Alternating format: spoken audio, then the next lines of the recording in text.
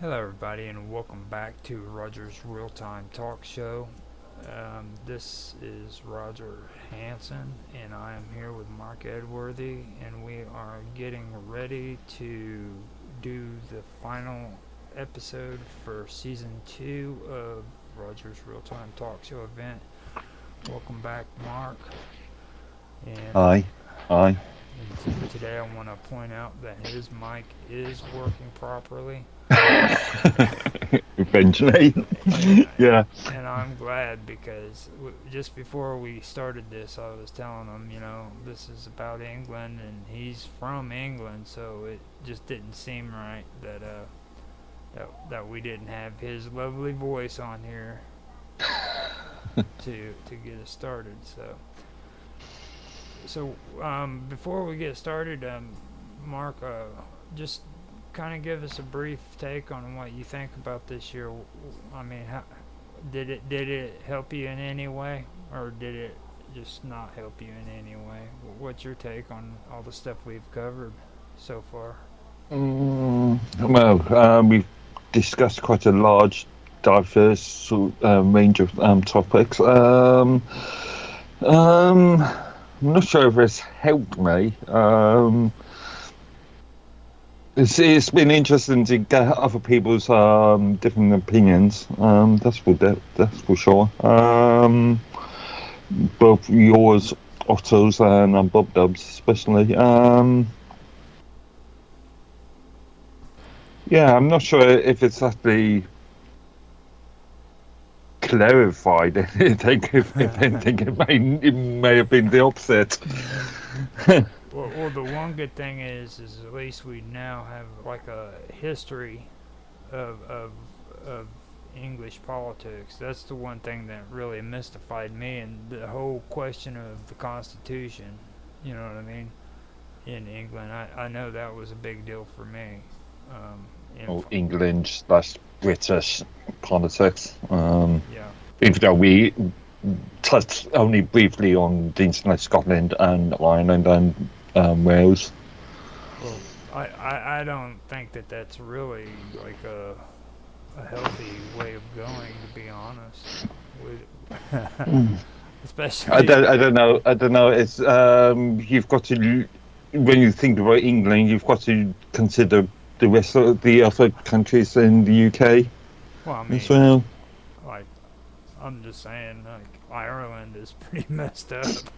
you Well, know? Northern Ireland. I'm talking about Northern Ireland rather than Ireland per se. Uh, Granted, Ireland per se, Republic of Ireland, especially, is messed up at the moment. But yeah, yeah, you know. The thing that I do know, and it's just my observation from it, but like the first season, I think we should have done England first, and then in this one we should have moved on to the United States because, like, a lot of the stuff we covered here this year actually made a lot of the stuff we covered last year make a lot more sense. You know what I mean? Does that make sense to you? so yeah. If we're going to jump onto the United States, then we've got to consider countries like France Well, and Spain. Oh, France, especially in the modern context. we covered quite a bit that actually makes sense with England too, though, because Mm. when it comes to classic liberalism, especially, that really opened up my eyes to a lot of things, and then conservatism, like. I'm finally realizing that the majority of the people today really don't know what conservatism really is.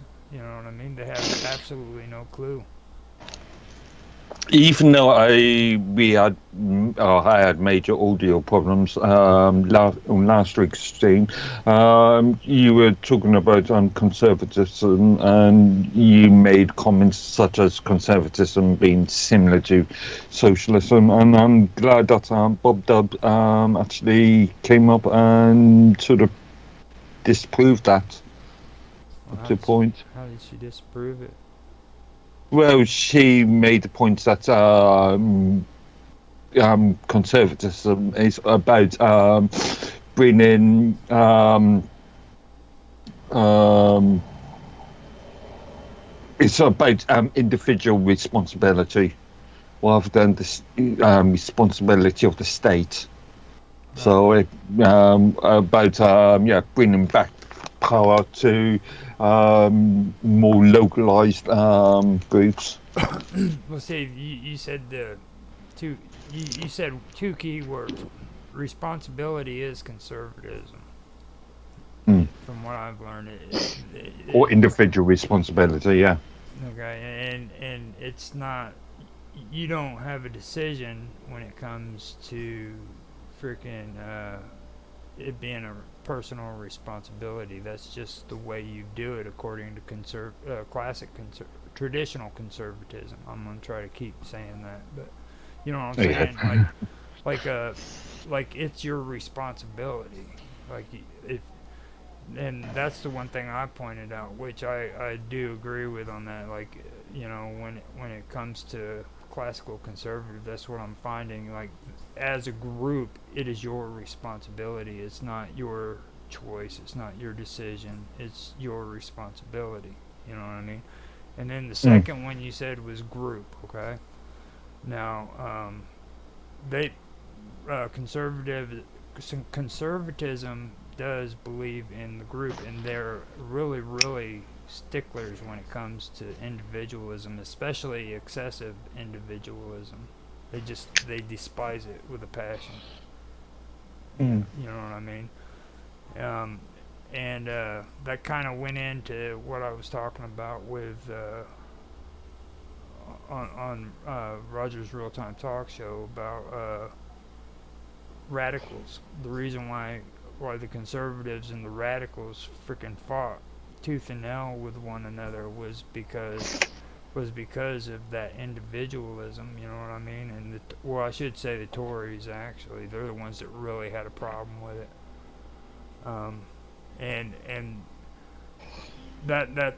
those are the two things that I noticed just here recently, going back over everything. You know what I mean? Like, that's really what pinned them up. But like, even with National Socialism, though, National Socialism is kind of like conservatism, but on steroids, kind of hyped up. You know what I mean?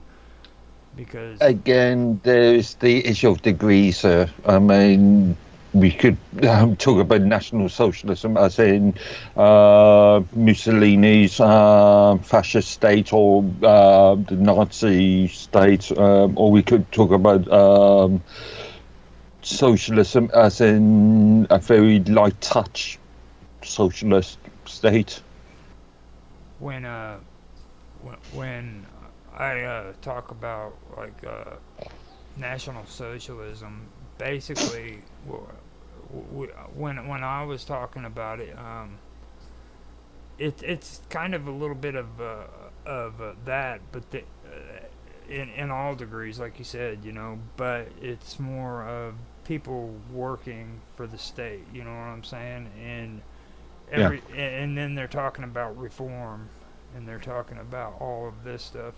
Which, don't get me wrong, conservatives do that too, but then they want you to be a part of their their group. You know what I'm saying? They're like, don't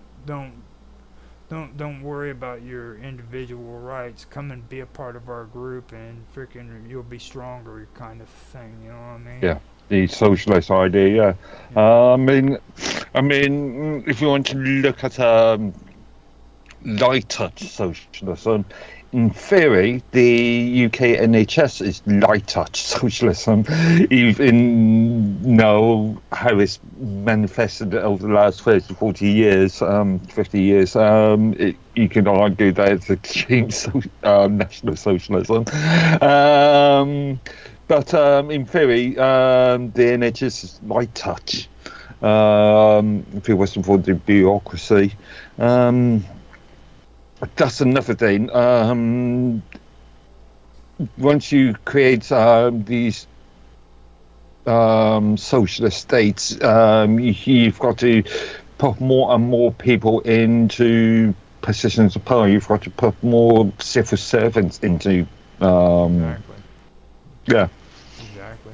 And see that that kind of goes into the National Socialist thing with here in the United States with the Federal Reserve, the Social Security Office, the IRS. You know what I mean? All of these, and they could be really easily mixed up with conservatism. You know what I'm saying? But they're not. They're actually National Socialist organizations. I'm not sure if I can argue that the Federal Reserve being National Socialist because of its ability to manipulate and pursue or aid in more global concepts. Well, that's the whole reason why it's a National Socialist group, you know, and also they created a loophole to where they could get away with it because constitutionally it's illegal to have an organization like the Federal Reserve as a government office. You know what I'm saying? Here in the United Mm, States we can't have that, and the same thing goes with the IRS. All right, it's a non-governmental organization, which a lot of people aren't aware of. And again, it goes back to the Constitution. In the United States, it's illegal for us to have a government organization like that. Now, we have government organizations like the DMV, the mm, Division of Motor Vehicles, and we have the post office. That's government, and you know setups like that. But those are the only ones that are government organizations. Like when you get into the IRS, which is taxing people's income, that's constitutionally illegal. They can't make it into a government organization, so they make it into a non-governmental uh, ins- uh, organization. You know, they do it with well, the Federal Reserve, like I said, and then they have different companies that. Well, Otto brought it up too about what was it, the Tennessee Valley, and what they do is they regulate energy here in the United States. mm. You know, and they do that for Congress. So these are all non-governmental organizations who are constitutionally illegal, but they've created loopholes to where they can do it. And this all started back during the New Deal. You, Mm, you know what I mean? mm. And what that was about. I don't know if you understand what that or have heard Yeah, about. yeah. 1950, yeah, 50s. You know, Yeah, Franklin. Oh, not Franklin. Yeah, Teddy, Teddy D. yeah, Roosevelt. yeah, yeah, yeah, yeah, yeah. But they and those were all socialist programs, you know, and that's basically what conservative. That's what I'm saying. There's a fine line between it, and like especially whenever we were watching those two videos, the second one that you showed me as an example with the two hot British chicks. Okay, that those guys were actually conservative. I could hear conservative, strong opinions in that one. But that first one with the younger ones, I mean, those guys, like I said, halfway through that video, they should have just kept their mouth shut. You know what I mean? Because they just started splurting out a whole bunch of socialist propaganda, dude. Well, the first one was we're talking about a load of 20-somethings, aren't we? That was on there. So yeah, they were fairly young. They are fairly young, and arguably they've just recently, within the last, I don't know, 5, 6 years, left academia. And obviously, we know the issue of academia and socialist tropes. Yep, exactly. But you could hear it is the thing that got me. Like I was sitting there listening to it, and I mean it was all sounding okay about halfway through, but then it's like they didn't even have like a cool down period. You know what I mean? They just went from freaking extreme freaking conservatism to extreme freaking national socialism within a snap of the finger. You know? I've been meaning to re-listen to that video because I can't remember half of it. To be fair, it It's was what 3 4 weeks ago now. yeah, it's been a while, and as you Mm, mentioned before, I put a whole lot of videos up. So mm, um, if Tan was around, I'll post it afterwards if you want to look at it again. But yeah, yeah, yeah. it, What's it later? but the second one, I liked what they said because I could actually hear the conservatism within what they were saying. You know what I mean? And Mm, the thing that really rung out to me about that was the difference. You could tell the difference just by listening to the two videos back to back, and that really did stick out to me. So you said something too about the school system in California. You want to talk about that? Oh yeah, I only caught the news earlier, just before I came on here. I was looking at I've got two videos up here. One related to the King's speech, the UK British King Charles III speech today, which I believe assigns or allows for 40 new bills that the Labour Party's pushing, which boys have not reviewed any of this yet. It seems like um, we're going to see a much more um, socialist, dare I say, communist concept coming from Labour. Mm-hmm. So um, I have to wait and see if these bills actually become acts. But as far as California is concerned, it seems like with a new act, that a new state act that's just came into power, that the state now has the ability to um, um, push DEI, diversity inclusion blurbs, onto children or five schools, push the notion of changing genders, and they don't have to inform they don't have to inform the parents, and if the parents disagree with any what's happening, that the state has the ability, from what I can see, has the ability to be able to remove those children from the parents. Yeah, and see that's something that's going on. Well, not to that degree, here in Illinois. Mm, My sister actually had a situation where her and a bunch of other parents found out that they were wanting to teach sex education to first graders here in mm, Illinois. Well, my sister and a bunch of the other parents, mostly female by the way, went up to the parent teacher conference that they have up there, and they spoke out against it. And they ended up going to the school board and stating their opinions about it too. But they were trying to do that here in Illinois. Now, if it gets to the point where there's threats of having kids taken away, I'm sure that's going to cause some serious issues. Um, yeah. it, So, just to confirm, first grade in the US is from children from 6 to 7 years old.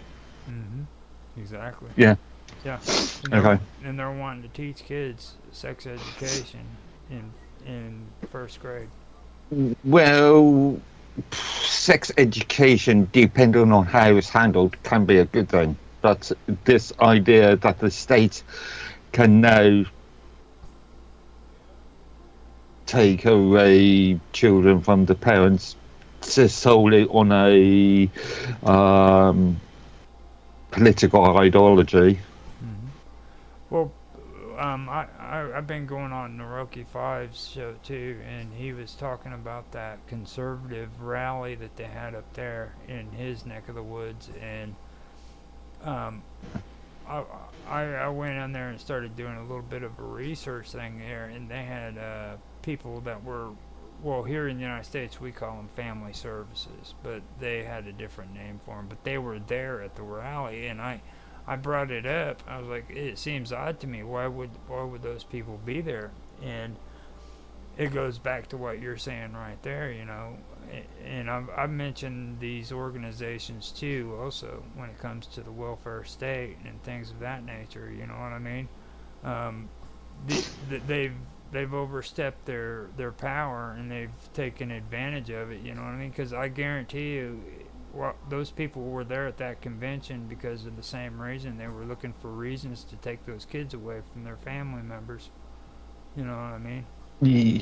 There is an issue that's been happening in Wales, in the UK, within the last couple of years, in which schools are being pushed to teach all this DEI stuff, and not informing the parents. And I believe that there is a court case happening at the moment with against parents and the Department of Education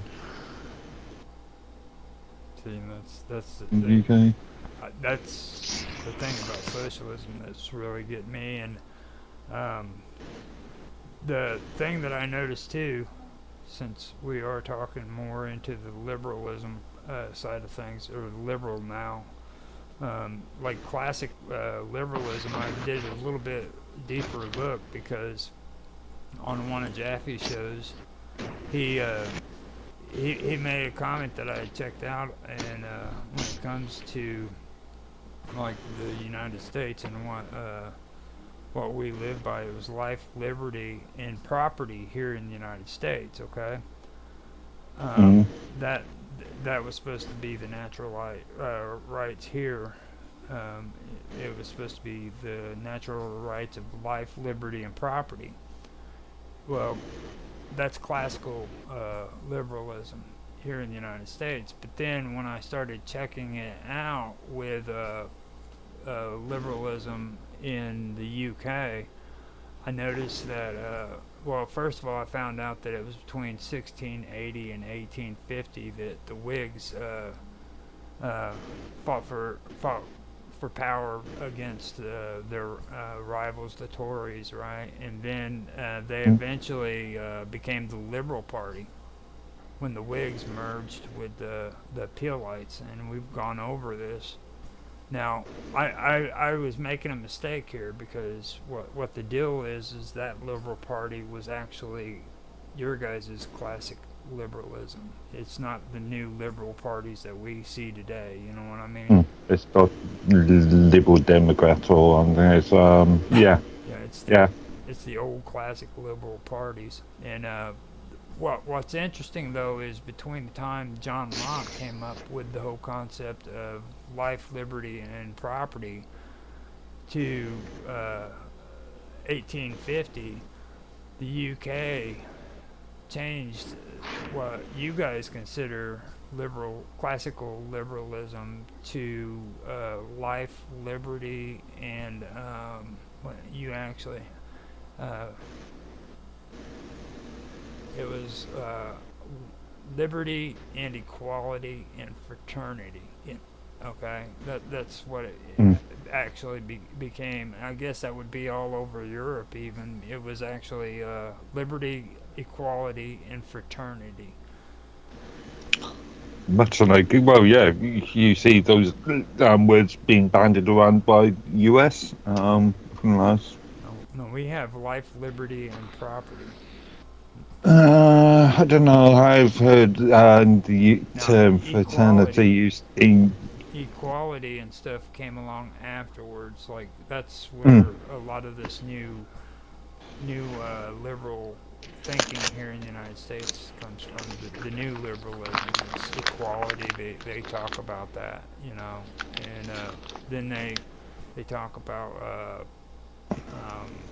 well, not just equality. They're progressive and stuff like that, you Yeah, know.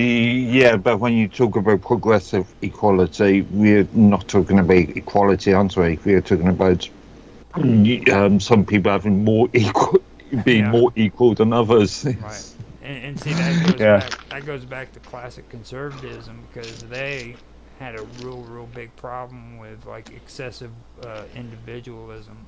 You know what I mean? Mm, So like they've always been battling back and forth like cats and dogs with one another.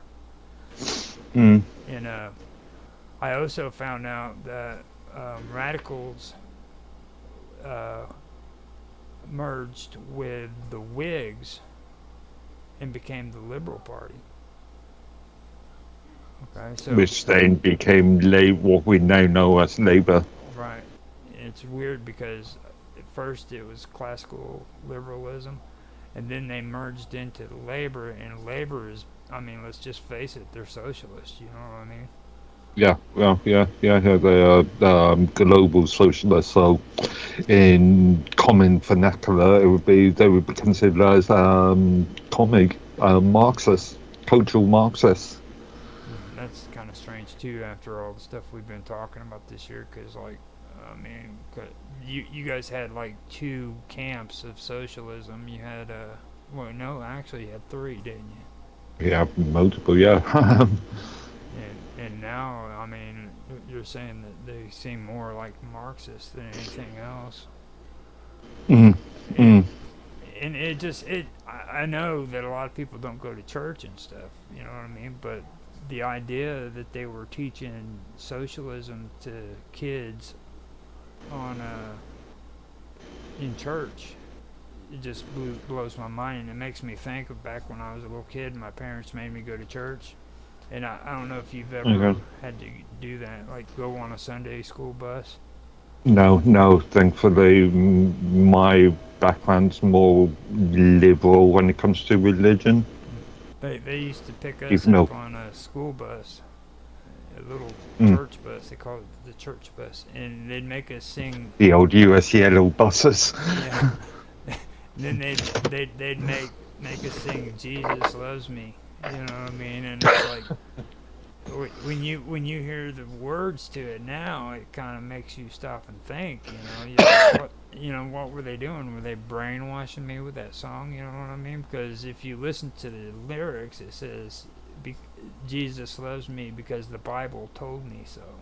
You know what I mean? I am I am subscribed to I've been subscribed to a YouTube channel for some time and I can't remember what it's called, Skeptic something on that. In which the commentator um, was brought up in sort of mid Bible Belt, America, US, and he has actually left the idea and become. I'm not sure if he calls himself atheist or agnostic, but he talks a lot about how the Catholic Church in this case sort of was well known or is well known for brainwashing um, members or children in effect. Yeah, teach them at a young age, and that's a standard socialist ideology. You get them in Mm, school and you program them from because that's the earliest age, or that's the best age to start training kids into thinking the way you want them to. You start them at 5 years old, and to subvert them, it'll take about 20 years to properly do it. You know what I mean?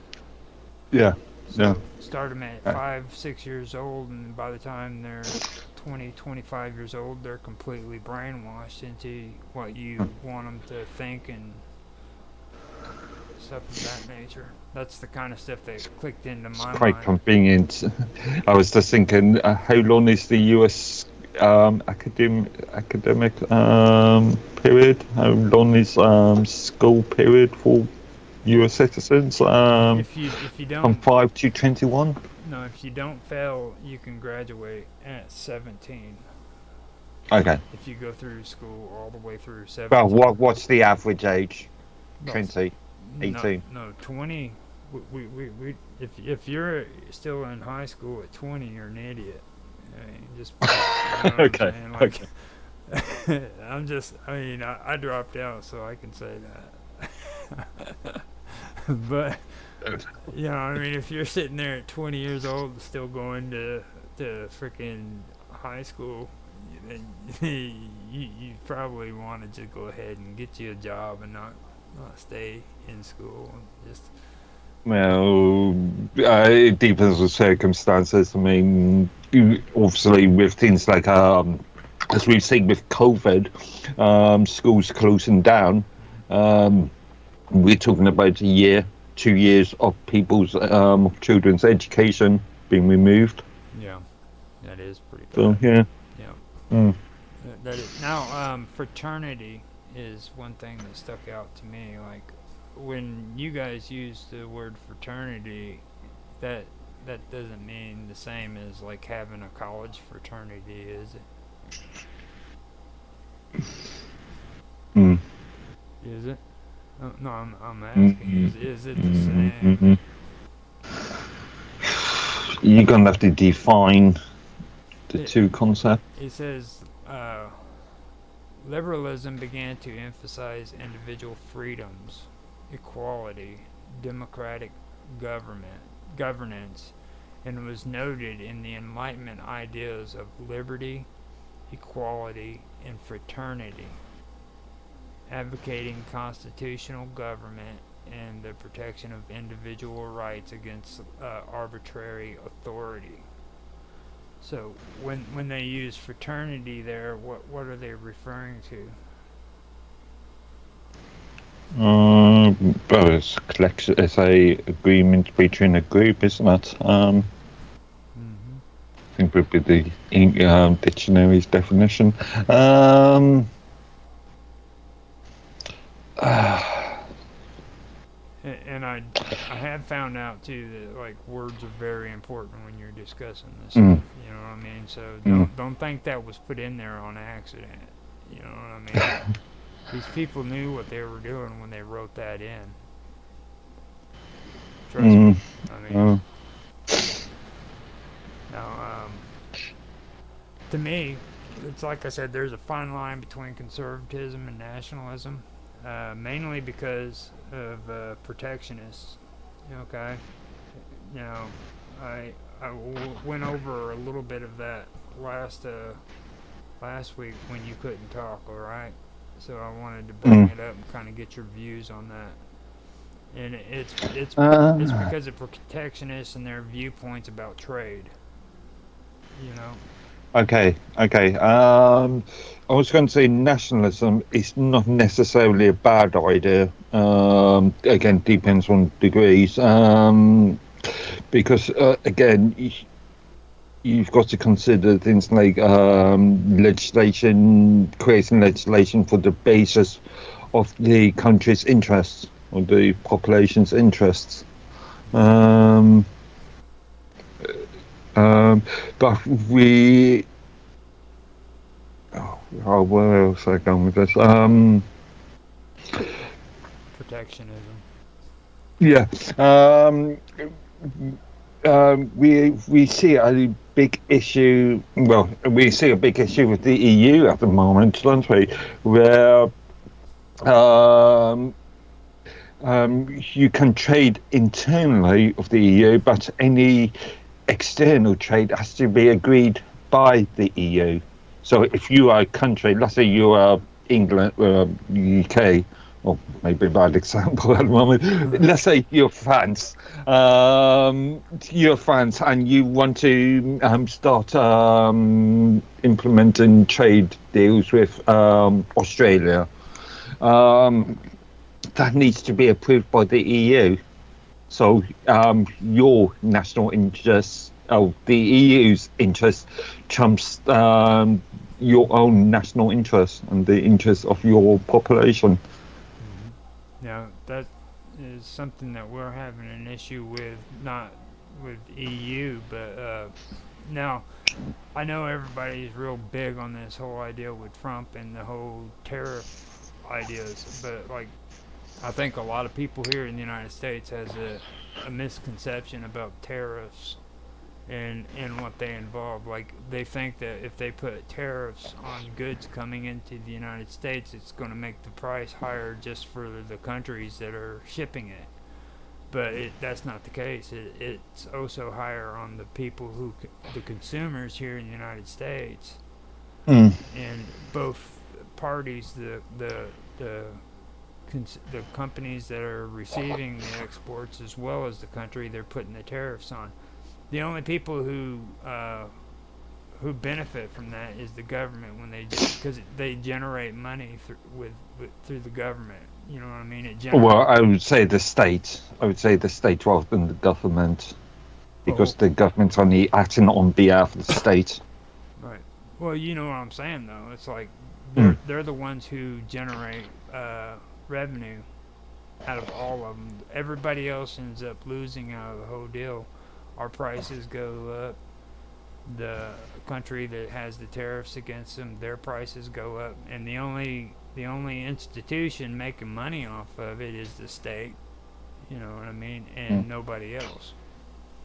I buy a lot of hardware from various countries, and one thing that always surprises me, or doesn't actually surprise me, but always horrifies me, is if you're buying anything from the US into Europe, the taxes are ridiculous. Mm-hmm. I can go and get, let's say, I've ordered a battery for something, and I had to purchase it from China because in the UK there was no vendors, and I can buy directly from the manufacturer, and in China, from China to the UK, there's very little taxes except for VAT. Yep. And see, the thing about that is a lot of these policies, they're usually held by countries that are national socialists. You know what I mean? They have national socialist policies. So that's why I think personally that these conservatives, quote conservative, unquote, you know what I mean? Parties are actually are being overran by national socialists. I mean, and people aren't aware that that's what's taking place. You know. I'm not so sure. I would argue over the last 10 odd years, we've seen conservative parties being pushed, being overrun by global socialists and Marxists. Well, I mean, the previous conservative governments in this country is a good example of that. well, that's what I'm saying. Like you would think they're conservatives, okay, but Mm. in reality, they're national socialists. You know what I'm All saying? right, I would argue global socialists rather than national socialists in this case. Now, when So you the more Marxist point. when you say global socialists in England, kind of give us a little breakdown on that. What's that all about? Like, are they like? Well, sorry, carry on. No, I'm listening to you, dude. I stopped talking because it was your No, turn. just finish your thought off. Now, kind of give us a little feedback on global socialists when you're putting it in that context. What kind of give us a little bit a little bit more feedback Well, on that. global socialism, as we would call it, would be communism. Um, um, as a good example of this, the concept of pushing the UK back into the EU, having politics being controlled by the European Union, which in effect are elected members, but they can only vote upon things that is being presented by the European Commission, which is a non-elected organisation. No, see, I was under the impression Labor was the one pushing that. Yeah, yeah, but again, we've seen as I've called it in the past, the long march with institutions, where you see much more radical um,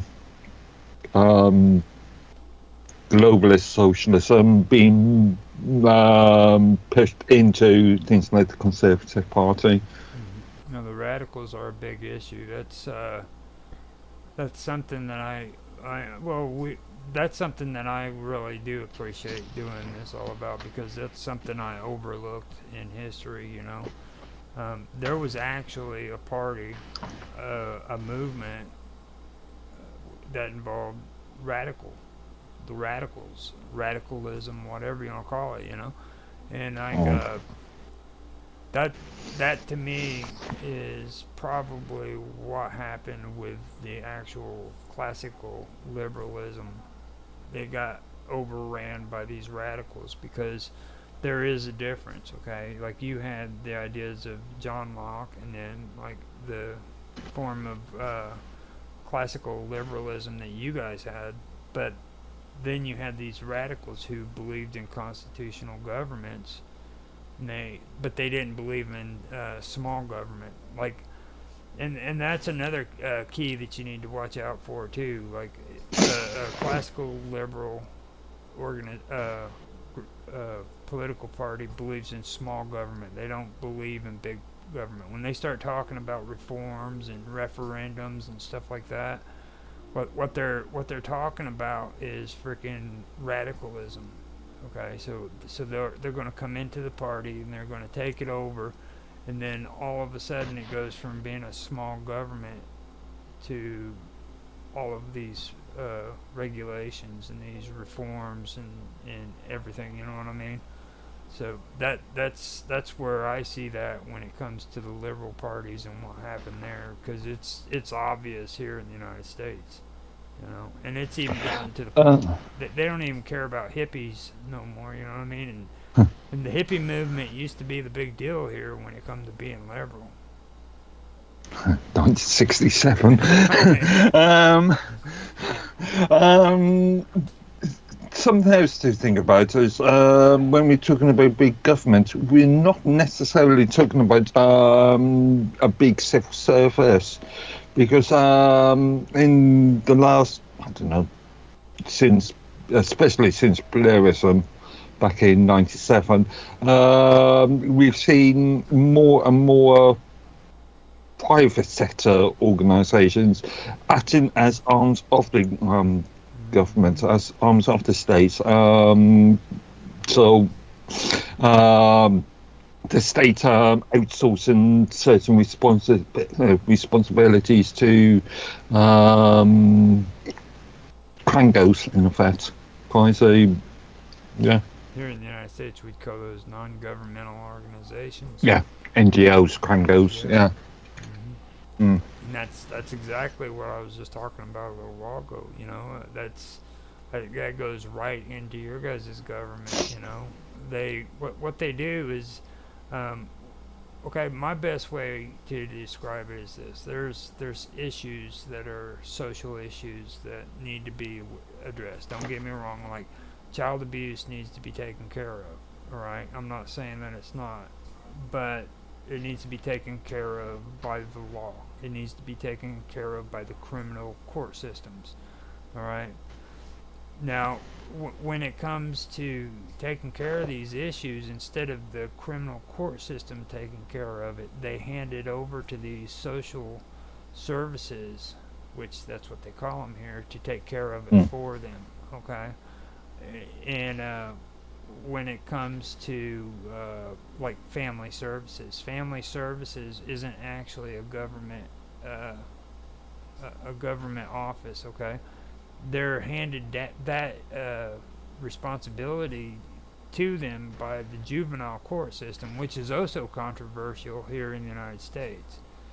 Okay, having a court system Mm. set up for juveniles is a big deal, but they don't even want to take care of responsibility when it comes to criminal law and everything. They just want to hand it over to these social services and they'll take care of it, and they don't even take care of it because handed theirs out to like the Catholic Social Services and other different organizations who will take care of picking the kid up and taking them to visitations and making sure they get to school. And these people will take care of Mm. that. You know what I mean? So they got all these people who are making money off of the welfare system. You see what I mean? Mm. And it Thankfully, in the UK, social services is still a state or government organisation, office.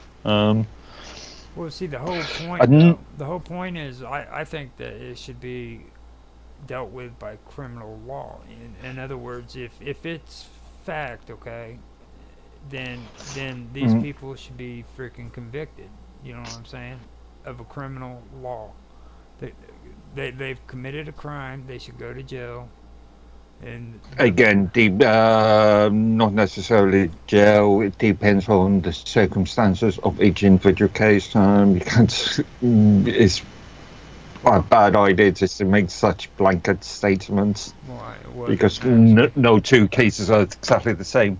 abuse. You know what I'm saying? Like stuff like that. Mm. You know what I mean? Now, if it's something like But mitigating circumstances and yeah, various other issues, yeah. but you get what I'm saying. The legal system should be taken care of. The criminal legal system should be taken care of. It shouldn't, you know. And I even see that even in like the colonies in England too. Like they actually have civil services set up in the police stations, according to Bob Dub, in New Zealand. Okay, You know, okay. you know what I'm saying. Like there's counselors there in the police department on the job, dude. Okay, yeah. Yeah, I think in this country they treat it as two separate arms. Of course, there's communication between to the various departments. Obviously, um, another factor I've been thinking about is that in the UK there are civil servants can, if they've been abusing the system, can be charged and convicted with either conspiracy to commit misconduct in a public office or malfeasance in the public office. And those two are criminal acts. And even though that these private sector NGOs have are governed by this various government officers. Um, if we get an issue like there's been some sort of malfeasance happening, it's harder to actually prosecute the private or the NGOs or the individuals of the NGOs underneath that, where it's a much more, in theory, much more easier to convict the civil servants of that activity. Well, I mean, with here, like with our police officers, we do the same basic thing. Mm, You know what I mean? Because like a cop, when a cop puts a badge on, he takes an oath mm, to the public. You know what I mean? So like if a cop is, well, say I'll use an example. If a cop is going in and breaking into a suspect's house illegally, mm, and say that suspect tries to freaking shoot at him, and in the process of freaking trying to get away, he freaking shoots the suspect, then he can actually go to prison because he was in the process of an illegal act. And mm, you know what I'm mm. saying? And he gave an oath not to do that whenever he became a police officer. So automatically that's prison time here in the United States. If convicted, yeah. Yeah, if convicted, you know. And that they do that here in the United States. Mm, So and I think we had We had a woman here in this town. She was working for a township, and she was supposed to be doing the books. And come to find out, she was taking the money and pocketing some of it and putting it in her own bank account. And they ended up busting her. And there was another Mm, guy in another town just a little ways off that was doing it too. And they're going up on criminal charges as well. So it happens everywhere. okay. You got a lot of them, and I think that that's the way it should be, you know. Mm. But But again, yeah, I was going to say again, if you are creating using NGOs, then you create a further, I don't know, blockage to that sort of system. I like to call it a proxy. They're Mm, proxies that, mm, you know what I mean, because that's what it is. It's like so that they don't get in trouble with constitutional law. They can create these proxies to do their jobs for them. You know, mm. like the IRS. Like people always talks about the president pardoning himself or other people, but they don't understand Congress can do the same damn thing. Mm. Okay, Congress has the right to tax people, and they can set any limit they want. All right. Now, now what they did is they have what they call plenary powers, and they can actually extend their plenary powers out to different organizations, and that's where the IRS gets their power from. You see what I mean? And then Mm. Yeah, yeah. The Social Security Department the same way. So in effect, they don't have it on their own. That they're being that they're having their powers given to them by Congress through plenary powers, the same way a president can pardon himself. But presumably, if these organisations have these powers, then there is a group of civil servants that's monitoring them, or a body that's monitoring them. That would be And yeah, that would be within that they have their own departments, I guess you could call it, within Congress. Like you have the Energy Department, which is a group of mm, congressmen that watch over energy, and then you have a group that makes or watches over taxes, the IRS, and you know, in theory, in theory, it should reduce the amount of civil servants that need to be there. But in reality, the more NGOs you've got, the more civil servants that you're going to need to monitor them.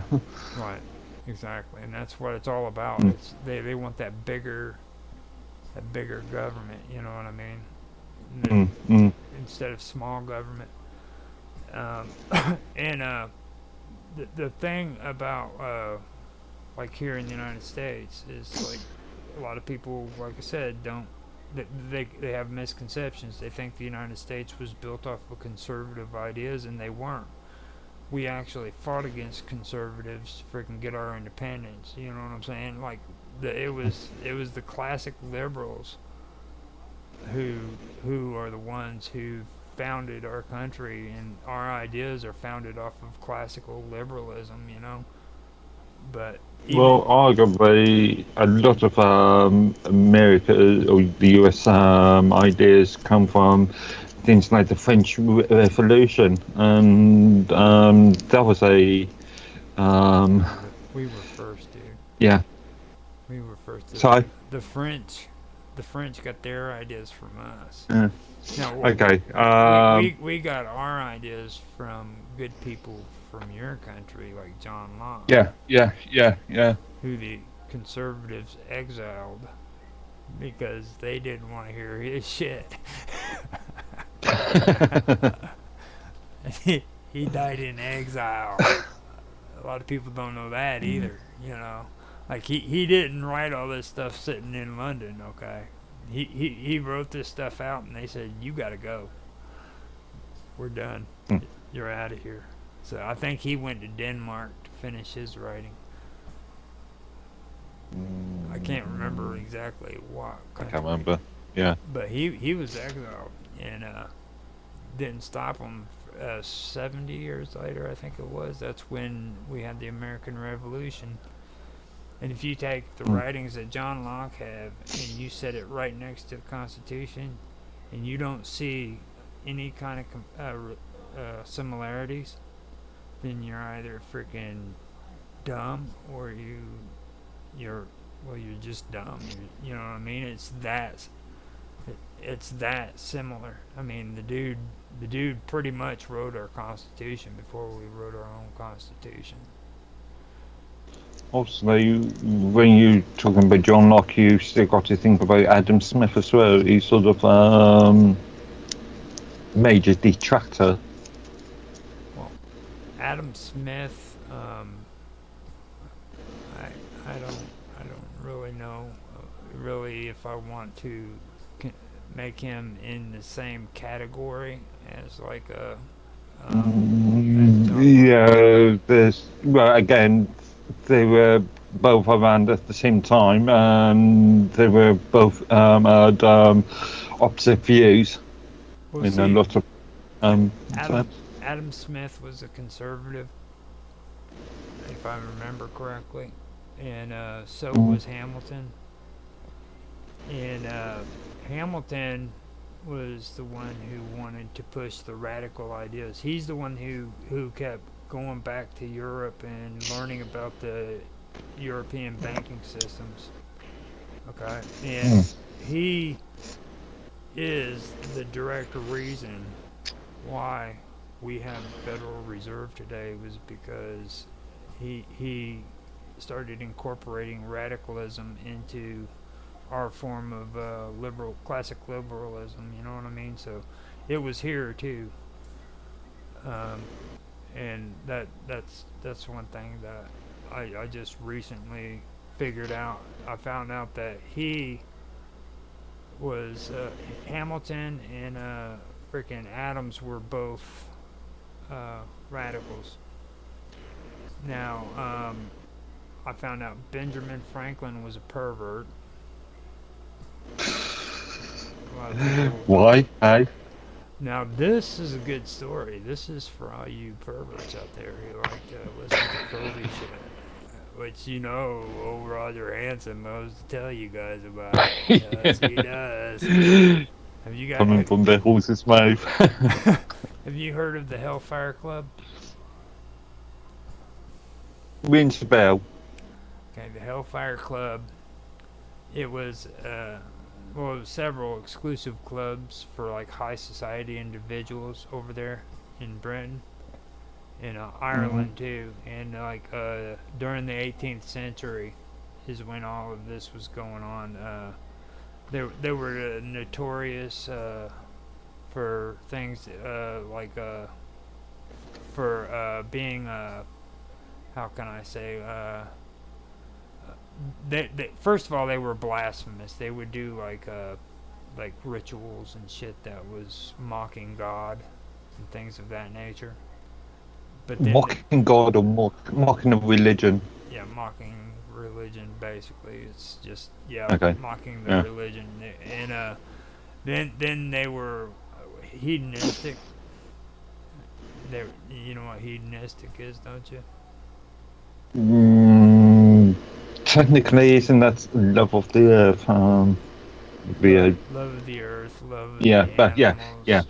That yeah. they're okay with animal love and bestiality and all kinds of weird sexual practices, and then nudity. Well, Okay. I found out that our nice little freaking Benjamin Franklin was very into freaking this Hellfire Club. And he, little glasses heavyweight guy, running around being hedonistic and loving on animals and shit. So so that and then there's also a couple of other people. Have you ever heard of Sir Francis Dashwood? That's right. That's right.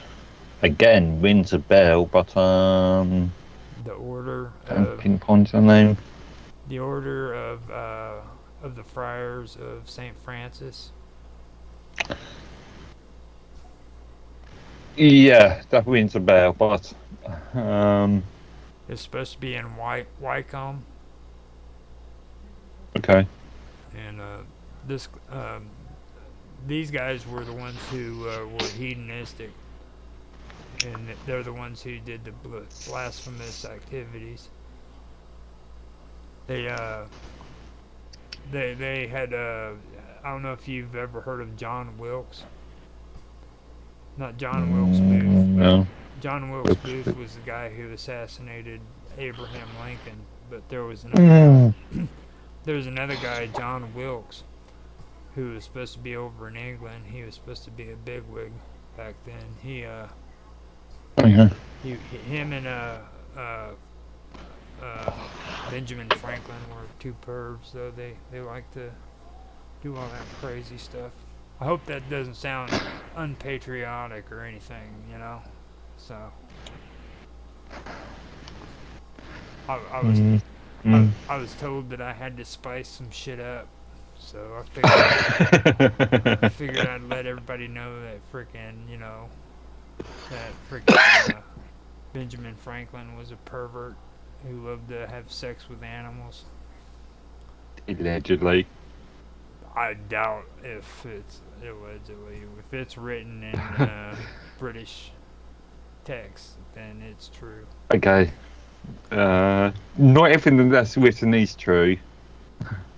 Now, But yeah, I'll give you the benefit of the doubt on that one.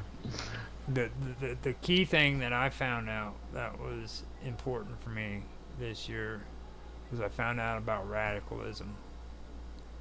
Okay, now, that is Mm. one thing that really stuck out to me because to be honest with you, I've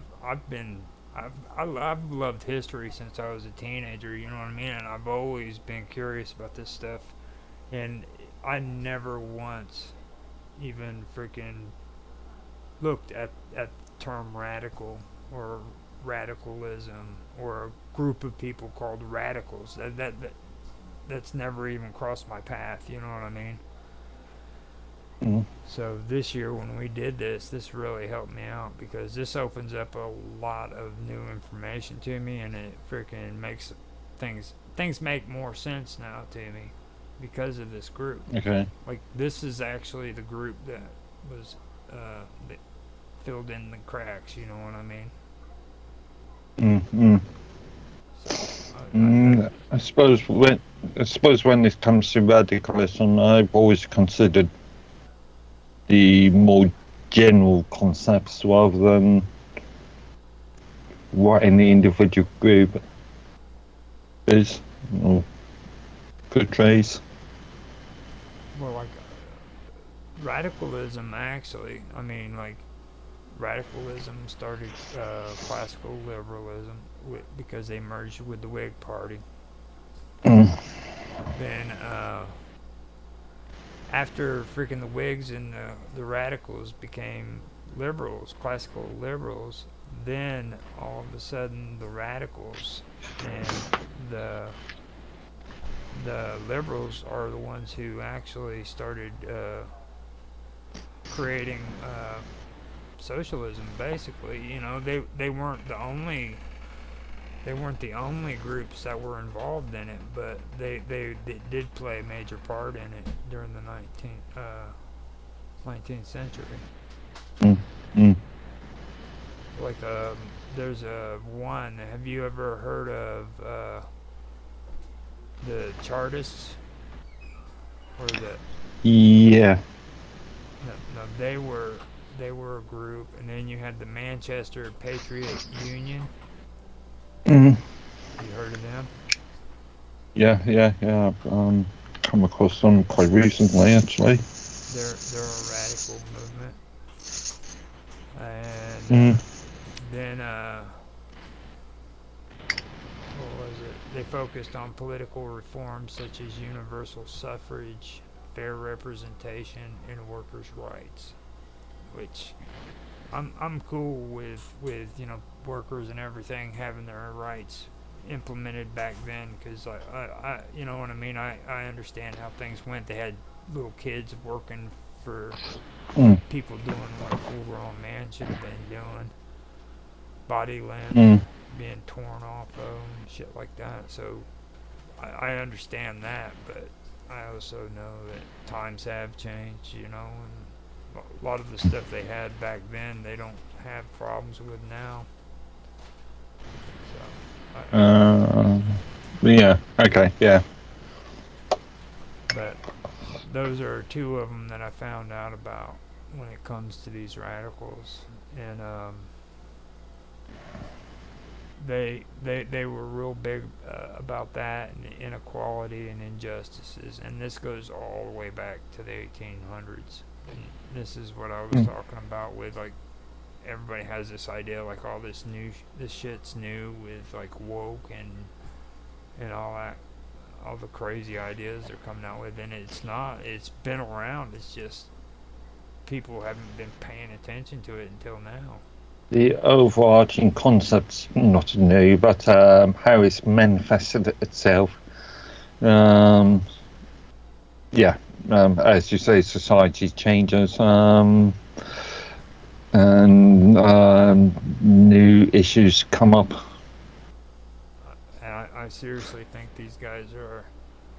The, well, I think that socialism in the UK evolved from a lot of these radical roots. You know what I'm saying? That's where you guys get your socialism from, I think. And don't get me wrong, you had the Fabians and all that too, which Mm, I mm, agree that was a big factor. But then still is. even in the beginning when we were talking about it, you had even anarchists who were involved in all this stuff too. Mm. Anarcho de Celerium does a Frasium, Yeah. however you pronounce that. And but that's basically what I found out about it. When it comes to the radicals, so I found out that I mean the radicals influenced your guys's well your conservative party. You guys had your conservatives, which were the Whigs, and they merged with the radicals and became the liberals, and the liberals became the frickin' Labor Party, Mm, mm, and mm. now you have a whole bunch of stuff. That is the right order, though, right? Like, Yeah. Yeah, I was just thinking of the split off groups such as the SDP in the early 80s and the new Labour concepts of Blairism. mm-hmm. But yeah, in effect, yeah. So when they start talking about those frickin' labor unions and shit, to be on the lookout for those socialists. They're creeping around there somewhere, trying to get. When it comes to unions these days, the original concept was for the unions to act as as parties that will take the interest of the employees first, or take interest of the employees and take interest of the wider society. But as we've seen, especially with the doctor strikes in the UK recently, the unions are only interested in the interest of their own power. Mm-hmm. Um, within the wider political concept and the interest of the employees, ignoring the interest of the wider sort of demographic. Yeah, That's the way it usually is. Though they all Mm, become corrupt. That's what was the name of mm. that one guy? They said that he vanished. They can't even find his body now here in the United States. Oh God, he was a union leader. I should know Okay. this. But they think he got buried in concrete somewhere. He he he, Okay. he was a big union leader who I cannot believe I forgot him. But yeah, we were talking about John Wilkes. He was a reformist. Now, um, in North Britain, he was MP, and he was seen as a radical at the time. But his support dropped off after the massacre of St. George Field. Have you ever heard of St. George Field massacre? No, It was this not it was to my memory. No. it was in 1768. John Wilkes um, was supposed to be giving a speech, I believe, and he ended up doing his speech. I believe it was. Actually, let me read it. John Wilkes was a prominent English radical journalist and politician known for his outspoken criticisms of the government. Oh, yeah, I remember this. I'll go ahead and keep reading it though. Of the Mm, government and advocacy for civil liberties. He was first elected to Parliament in 1757 and became a key figure in the fight for the rights of voters over the decision of the House of Commons. Despite being expelled from Parliament multiple times, Wilkes continued to fight for his seat and became a symbol of resistance against government oppression. In addition to his political career, Wilkes was known for his libertine lifestyle and association with the Hellfire Club, a group infamous for its debauchery. Debauchery, I tell you, Mark. Debauchery. He also played a yeah. he also played a significant role in securing the right to publish parliamentary debates, contributing to greater transparency in government. And see, there's that word transparency. Transparency in government. Wilkes' legacy includes his early efforts towards parliamentary reform and his support for the American colonies during their struggle for independence. However, his later years saw a shift towards more conservative policies, which alienated some of his radical supporters. And I wanted to bring that up too because I mentioned that earlier in the year when we were talking about Karl Marx. And Karl Marx, it seems odd to me that he had the same situation happen to him, where when he was younger, he was, one of these, what we would call a protester today, and he was outspoken and everything and had his radical reforms. But later on, he ends up being some freaking stuffy old conservative sitting in a freaking coffee shop talking about the economy, which that's what happened to Mm, Karl Marx, by the way. mm, Like, mm. like he wouldn't openly say he was a conservative, I'm sure, but that's what happened. He ended up being one of those guys that sit around coffee shops the talking about the economy. And the same thing happened to this Well, guy. yeah, he was talking about redistribution of finances, um, which is really the basis of well, socialism, isn't it? The idea of being able to um, give power to the people. Take it away from those horrible banks that are trying to control Mm, you, mm, mm, make you pay bills and shit. You know, so mm, that that right there is what stuck out to me. Though it's like later on in their lives, though their whole attitude about things got more conservative and they calmed down. You know, that's something Mm. I did read about Karl Marx.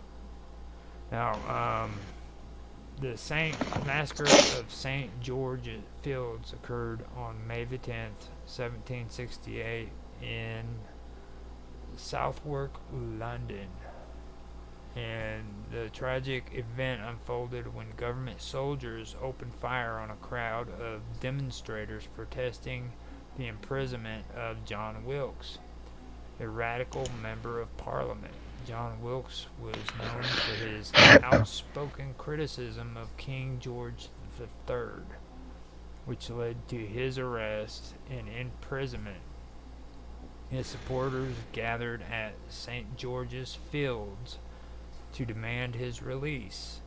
When the crowd refused to disperse after the riot act was read, the soldiers, primarily from Scottish regiment, fired into the crowd, resulting in the death of 6 or 7 people and injuring about 15 others.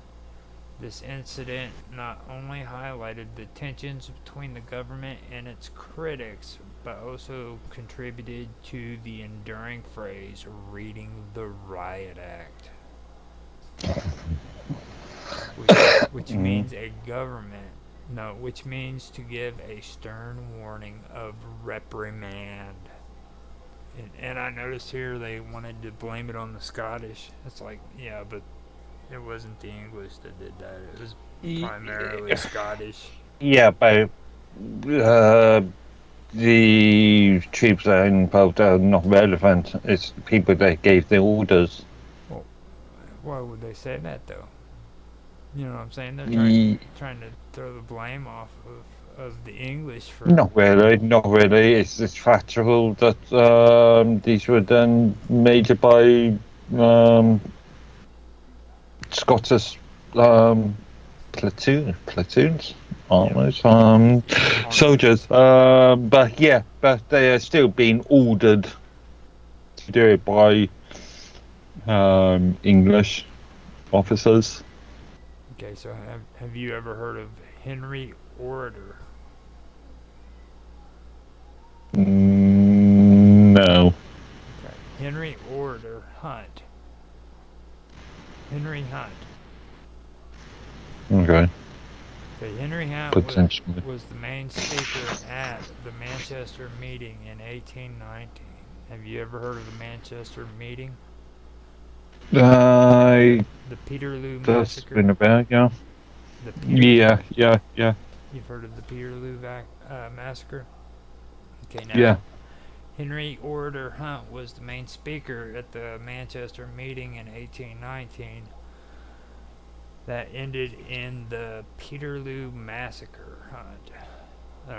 Peterloo massacre. Now Hunt was elected MP for the Prester division in 1830 to 1832. The root and branch of the reforms which the adjective radical suggests, and at the time still strongly in concept denoted by reference to all its previous main uses, is the British Constitution. Okay, now, which this is where we're getting into your guys' actual Constitution, which is according to this says it's not codified or restricted Mm. to particular customs, laws, or documents. So that means you have a constitution that isn't bound by law. That means it can't be enforced. Well, when I say bound by law, is let's say it's more malleable, more Like yeah, more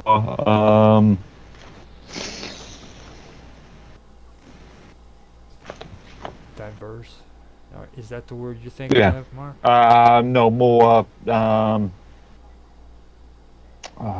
what's the word I'm looking Hypothetical. for? Hypothetical. can be manipulated, can be altered easier. Yeah. Now, see, that's what I was kind of Mm. wondering with the codification and why it's important that our Constitution in the United States be codified. And I haven't gotten to it yet, but I have a feeling that's what that's all about because once it's codified, it's basically written in stone. Yeah. Once it's written, it's on paper. Um, I've yet to find this out, but with the Labour government and today's King Charles speech, there has been a theory about, or well, there's been a theory since Blair time about creating a new Bill of Rights, British Bill of Rights. I'm curious to see if the speech, if King Charles' speech today, um, says anything about the concept of creating a new Bill of Rights. Just suspect it will. It's interesting. So an actual documented, yeah. Now, I do have a curious question, and you most likely will be able to answer this because, like, the St. Peter's Field massacre, St. Peter's Field in Manchester, and then you had the freaking St. George Fields. Okay, now when they say fields, are these like the freaking front garden areas of these kings' residences? No, I presume, maybe not at the time, but now that these fields are just public spaces, parks, in Okay, effect. that's what I was wondering too because, well, it specifically goes to St. George and they were they were they were protesting against uh, George uh, George the Third, wasn't it? Yeah, Yeah, King George the Third arresting John Wilkes, and then down here it was um, what was it? Peterloo massacre, which happened on freaking King somebody else. What was it? Something uh, Fields. Yeah, here it is. yeah. St. Peter's Field. Okay. Um, I'm curious to know if this is after George III became mad, because there's this theory that he was, in his latter life, he just became insane, didn't he? Yeah. And Mm. was 1768. Been Yeah. uh, this would have been almost 10 years before the well no yeah almost 10 years before the American Revolution, and he was the king that we were having problems with when it came to taxation and shit. So in theory, at that time, he would still be relatively sane. Hmm. He's Yeah. he's the one where that fairy tale about feed 'em the cake came from. Like Americans think that story applies to us when we ask for, because according to the story is they went and sent a request to the king asking that he lowers his taxes, and the king said, "Let them eat bread." Well, I that think you're getting, well, yeah, that's the internet, that's the comment that internet is meant to have stated. no, that's not the Or internet. let them eat brioche, to They, be they more accurate. they were saying that kind of crap back when I was a kid, dude. Mm. Yeah, Yeah, yeah. But that's been attributed to internet. yep, exactly. And Yeah. that's another thing that we discussed on here that I really like. I like the fact that we brought that up because that was a good point. Because a lot of people in America think that's what King George said to us, and that's why we went and Right. did the Boston Tea Party. You know. Mm.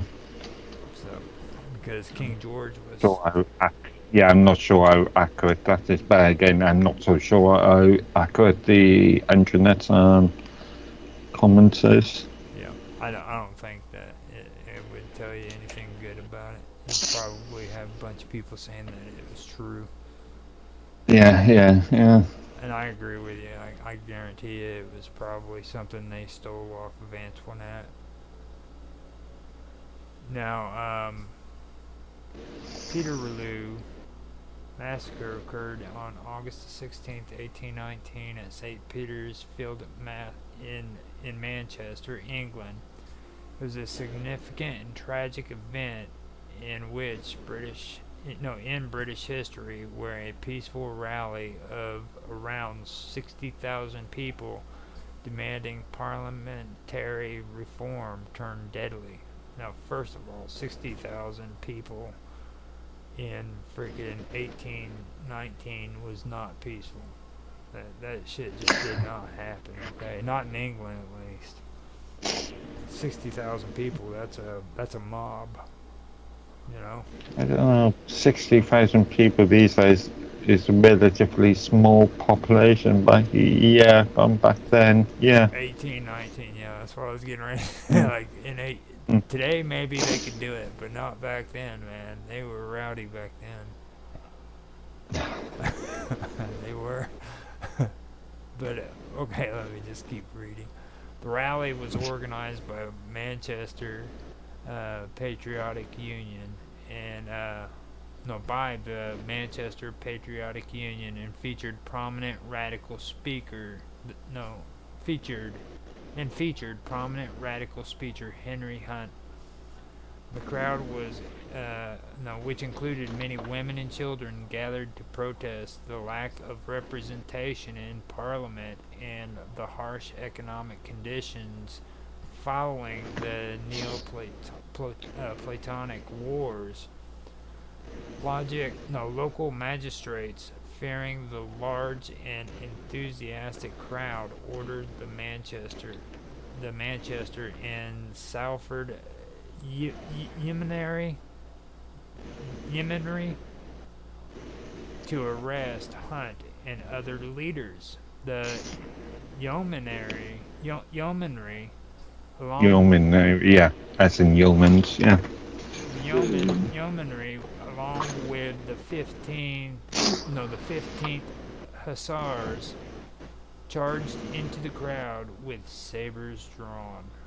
Okay, now into a crowd of 1,600 people, they ran with sabers flying in the air, dude, and they're saying that this was an accident. You know,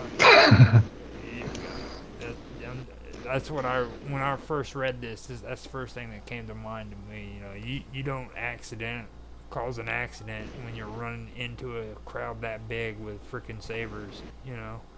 Okay, the initial order, you could argue, has been an accident, but the outcome. Yeah. Resulting in chaos and bloodshed. And bloodshed for the English. Okay. Yeah.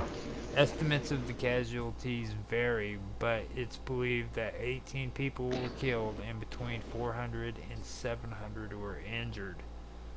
The event was dubbed the Peterloo Massacre in a bitter reference to the Battle of Waterloo, Mm. highlighting the irony of soldiers attacking their own people. The massacre had. Remember, Yeah, go ahead. Waterloo was 1812. No, that's like, It was. No, it was. it wasn't that far off. Yeah, it wasn't far My off at point all. being, yeah. Yeah, yeah, you're right. It wasn't that far off at all because I Say know within 1812 because that's Prussia, isn't it? Napoleon's brother actually moved to the United States after all that was said and done. Mm. So, Yeah, because his brother was opposed to a lot of what Napoleon wanted. hmm now, 1815. So yeah.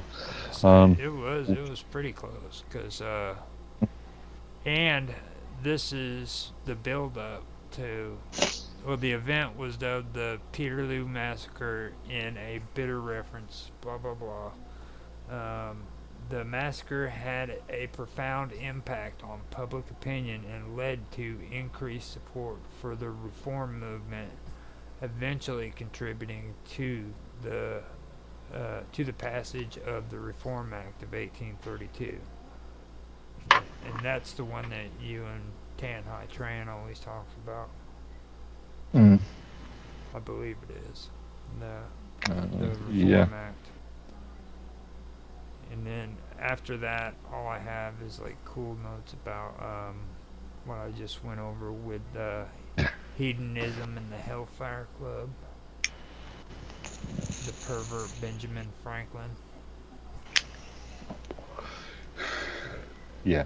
So if you, as an Englishman, if you want to pick on Americans, you can say, well, I found out Benjamin Franklin was a pervert. Allegedly, again.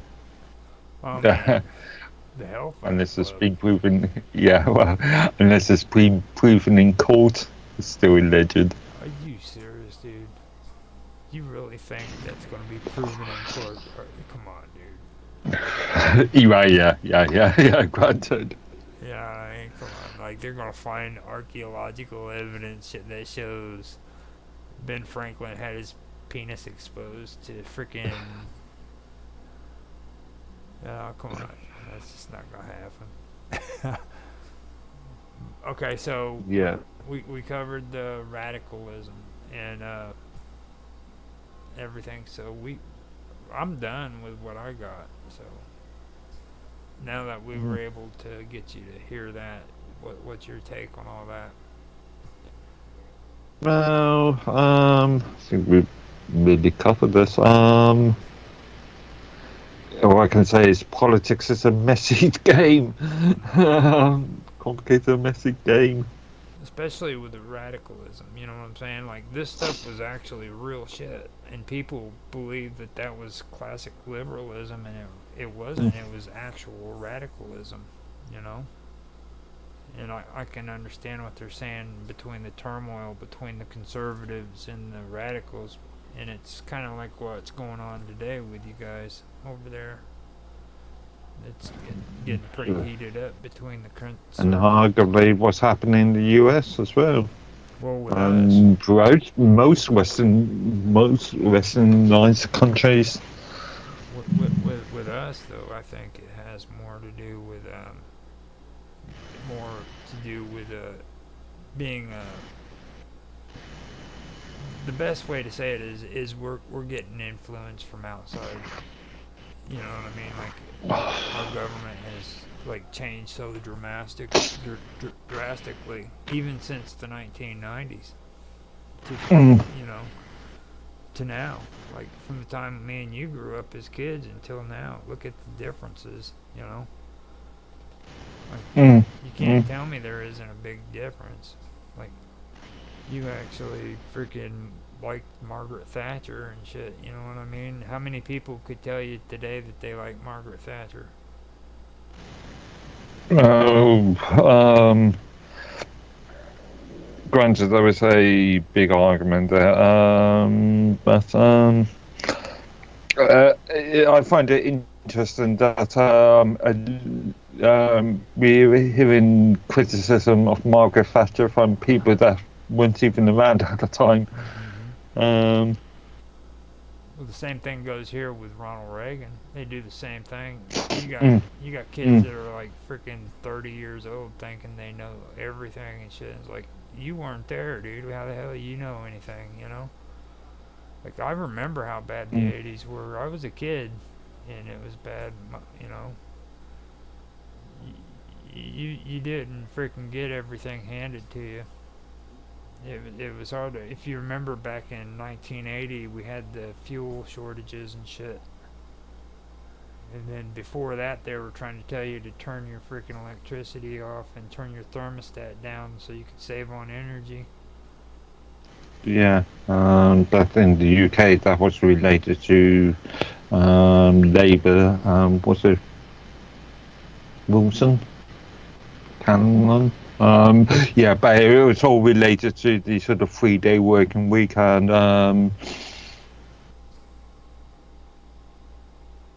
various issues in relation to employment and who Well, APAC. and controls. Remember there was a lot of we were moving away from a sort of coal producing country to more financial um, related country. And yeah, and we had things like the unions being abusive Yeah. in effect. Well, they knew that their times was coming to an end because I remember back then was when the fight started with the against the coal companies and also the oil companies. And then the Mm. oil companies turned on the freaking coal companies because they used to work together. But then when this whole pollution thing started up, that's when the oil companies turned against the coal companies. You know what I mean? Because they figured that they had a little bit more time left, so they actually started talking crap on the oil company or the coal companies. Also, it wasn't about pollution per se, it was about control of energy supplies because at the time nuclear power was considered to be a big scary monster. Mm-hmm. In some circumstances, in some areas, it's still considered to be that. And yeah, coal mining in this country on the scale that it was becoming unsustainable, and more and more need for oil. But again, over the last 50 odd years, we've seen governments, both in the UK and the US, or especially in the UK, bearing their head when it comes to the question of unsustainable energy. Yeah, yeah. I think that with when it comes to oil, that was always the big issue, especially in the 20th century, because in Russia too, you got to remember they were a major player as well. Mm, But then you had APAC. mm, In APAC, okay. Yeah. the Arabs, they ended up going against the United, or actually most of the Western world. I think you guys got just as much of a blow from it than what we did because of that whole incident with Israel.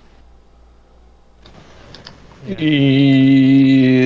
That's a very complicated well, back in the 80s, I'm saying. thing. Yeah. You've got to look at how the UAE was created.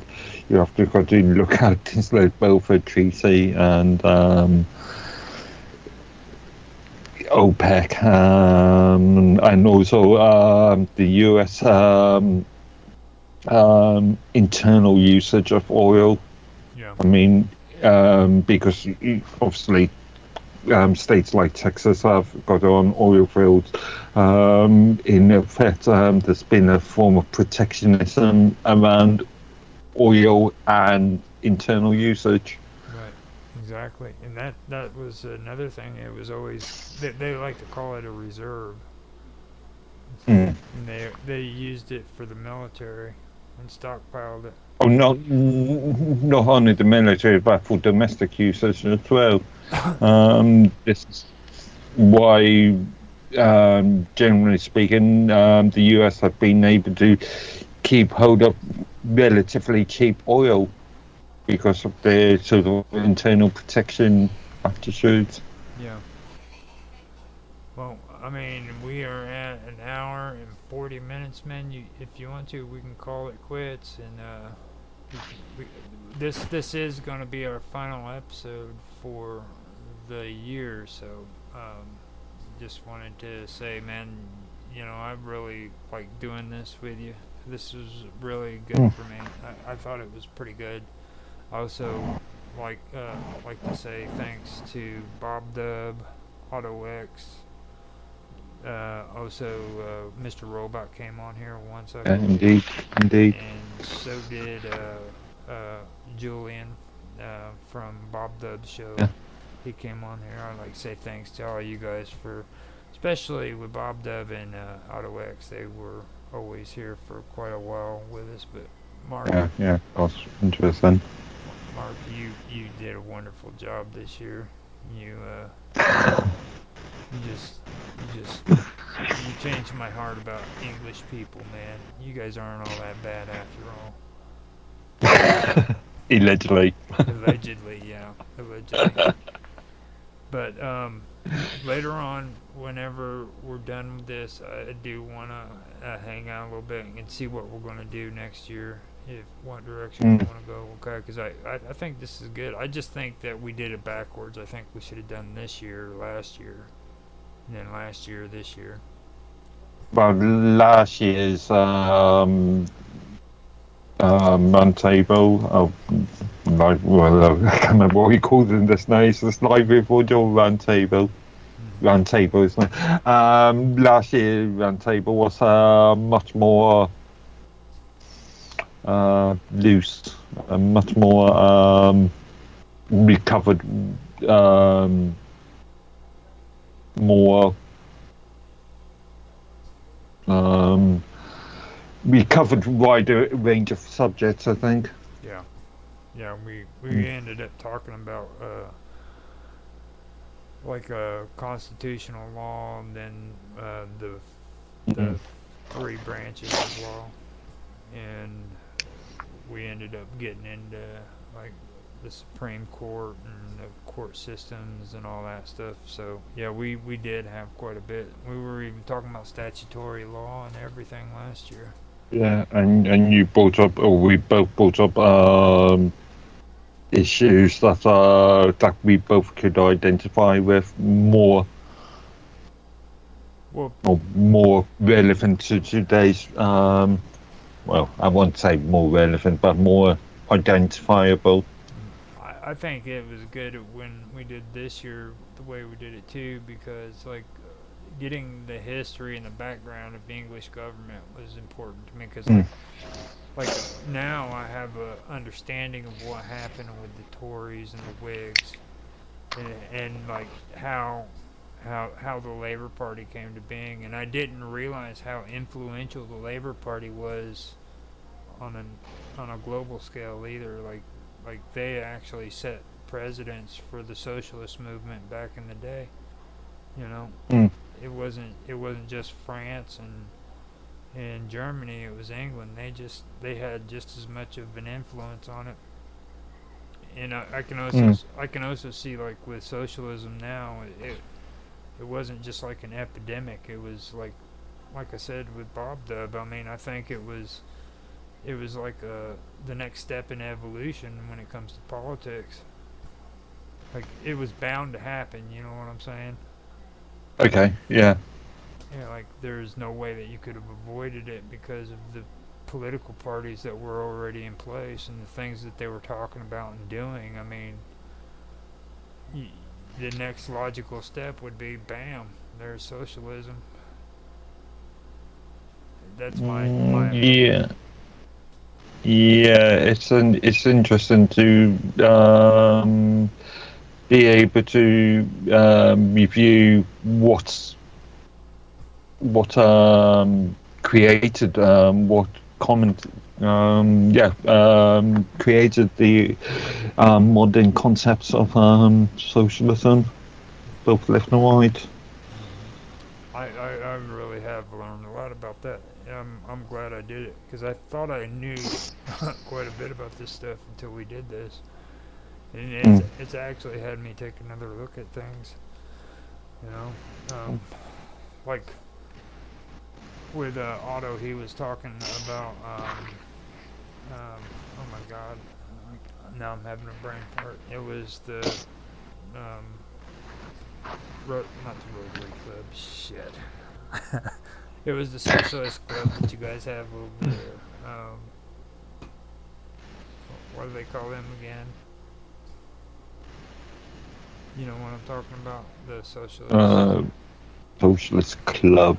Yeah, it's Uh, I'm having a complete brain fart right now.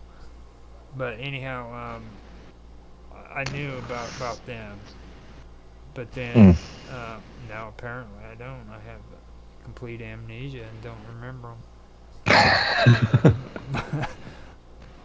But the thing of it is like when we were started doing this, I mean, I've been able to kind of also determine now that it really isn't about like all of the welfare programs and shit like that either. You know what I mean? It's more on the lines of workers and and things of that nature and unions and reform and more reform and taking over the banks and make them state run and just absolute power. You know what I mean? That's what they want. They Mm. want absolute power.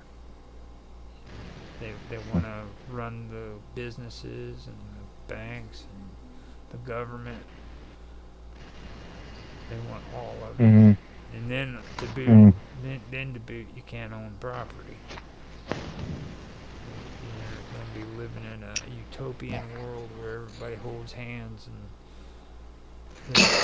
And start singing the Coca-Cola song. I don't do So, that. going back to the previous conversation, yeah. Yeah, I don't do that. That's that freaking Bob though. Oh, she freaking Otto. He had like backstep. He's like, oh no, dude, I didn't do that, did I? But yeah, I'm glad we did it. Mm. You want to say some last words before we get off here? Well, as we've been saying, the last, the series has been an interesting series, and yeah, we've got to now gather notes and look forward to the next series. Yeah. And like I said, I do have these notes. Um, I'll try to see if I can find the ones from last year. I'm pretty sure I still Mm. got them, but if I don't, I can probably find them. Well, I don't know if I can find them, but I'll be able to pull them Yeah, up. Loose, a loose but idea. like I said, but like we've said, we've covered quite a large amount of subjects, quite a lot of subjects. Well, there's still Europe. You know, there's Europe, and then Mm. we still gotta talk about those people over in the colonies who who Mm. those colonials. Our poor relatives in Canada. You know, Yeah.